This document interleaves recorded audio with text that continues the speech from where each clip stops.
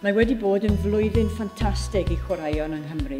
Daeth Becky James, Non Stanford ac Aled Sean Davies ddwywaith yn pencampwr byd. Daliodd carfan rygbi tîm Cymru a'i gafael ar ddrws y chwe glad. Dyrchafwyd dinas Caerdydd I ryw gyngrair. Cododd tîm pêl-rwyd Cymru yn ddramatig yn safleoedd y byd. Fe fyddwn ni'n gallu dal ati I restru. Hefyd 2013 oedd y flwyddyn pryd buom ni yn Chwaraeon Cymru yn gwrando ar ein cwsmeriad go iawn sef Powell Cymru a raddfa na welwyd mwy thebyg o'r blaen. Roedd yr arolwg ar Chwaraeon Cymru y mwyaf o'i fath erioed yn gyfle gwych I ni gweld beth yw cyflwr presennol addysg gorfforol yng Nghymru. Casglu'r data yw'r gwaith hawdd wrth gwrs, a gwneud rhywbeth yn ei gylch dipyn yn fwy anodd. Mae angen mwy na dim ond newidiadau bychan. Mae cymryd rhan yn reolaidd mewn chwaraeon a gweithgarwch corfforol yn cynnig nifer o fantaision gydol oesi iechyd, sgiliau a chyfeillgarwch, ond mae'r manteisian hyn yn gallu bod yn ddethol I rai bobl. Mae'n rhaid I chwaraeon fod o fydd I bawb a fyddwn ni ddim yn hapus nes bydd pob person yng Nghymru yn cael cyfle I fod yn egniol a chymryd rhan. Dyw hyn ddim yn mynd I ddigwydd dros nos. Rydyn ni'n meddwl tu hwnt i'r gêm na'r tymor nesaf. Bydd ein gwaith ar lythrenodd corfforol yn chwarae ran allweddol yn y newid mewn diwylliant sydd ei angen.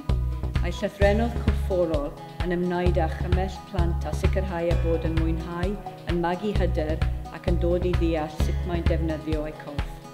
Rydyn ni eisiau bod yn gyfartal gyda Saesneg, Cymraeg, mathematig a gwyddoniaeth fel pwnc yn ysgolion Cymru.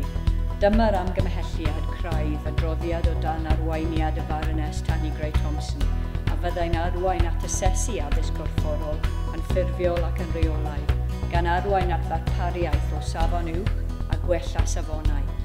Mae gennym y pŵer I wneud y dyfodol yn wahanol iawn I genhedlaeth gyfan, gan ei paratoi gyda phopeth y mae arnynt ei angen I fyw'n iach. Nid cael pob plentyn I fod yn bencampwr byd, cymanwlad neu Olympaidd yw'r nod, ond cael pob plentyn I gyrraedd ei bodium personol ei hun, beth bynnag yw hwnnw.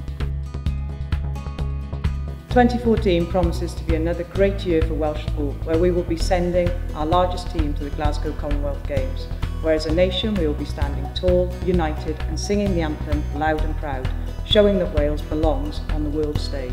We will continue to champion the value of sport and physical activity to the people of Wales, working with partners, especially those in education, to build a lasting legacy for all young people. The Games will not only inspire their next elite athletes like Becky James, Lee Halfpenny and Mark Colburn, but must also create the right environment and the opportunities for everyone to enjoy being active throughout their life. We expect to see every school, club and leisure centre opening their doors and offering local fun opportunities.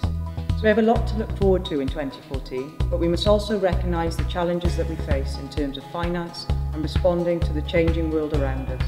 More than ever, we need to demonstrate a confidence as a sector, being smarter in terms of how we use our information and resources, stronger in our leadership and our ambition, and more sustainable in terms of our delivery and our finances. This coming year, we will build on the successes, we will meet the challenges that we face, and create a physically active nation.